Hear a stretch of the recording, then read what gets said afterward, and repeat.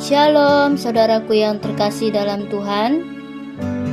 Pada kesempatan ini kita akan merenungkan firman Tuhan yang terdapat dalam Lukas 4 ayat 31 sampai 44 dengan tema keajaiban Tuhan.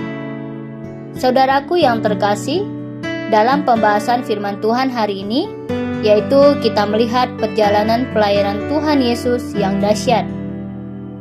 Pada awalnya, ketika Yesus berada di Kapernaum, setelah hari Sabat mulai, Yesus segera masuk rumah ibadat untuk mengajar orang-orang yang ada di kota tersebut. Ketika Yesus mengajar di dalam rumah ibadat, tiba-tiba ada seseorang yang berteriak karena kerasukan setan.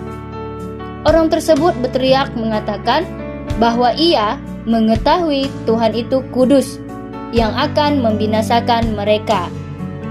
Kemudian, dengan kuasa perkataannya, ia mengusir setan, dan setan itu pun segera keluar dari tubuh seseorang yang diganggu oleh roh jahat itu.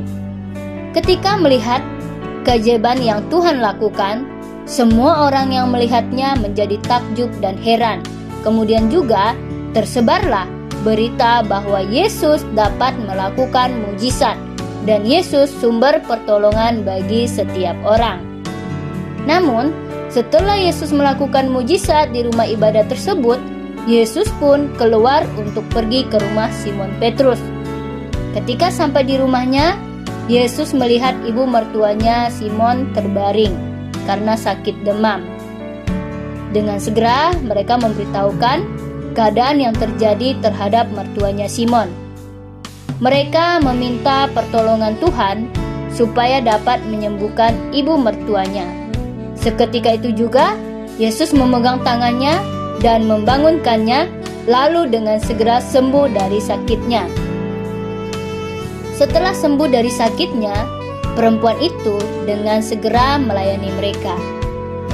Melihat keajaiban Tuhan yang terjadi, banyak orang-orang sakit dan yang kerasukan setan datang kepadanya untuk meminta kesembuhan. Yesus pun dengan segera meletakkan tangannya dan menyembuhkan mereka. Setelah itu, Yesus melanjutkan perjalanannya untuk memberitakan Injil ke kota lain. Meskipun banyak orang yang melarang untuk meninggalkan mereka, Yesus tetap meninggalkan mereka demi memberitakan tentang kerajaan Allah. Saudaraku yang terkasih, dari pembahasan firman Tuhan hari ini kita belajar bahwa yang pertama, keajaiban Tuhan tepat pada waktunya. Dan yang kedua, keajaiban Tuhan memulihkan banyak orang. Dan yang ketiga, keajaiban Tuhan harus diberitakan. Selamat beraktivitas, Tuhan memberkati.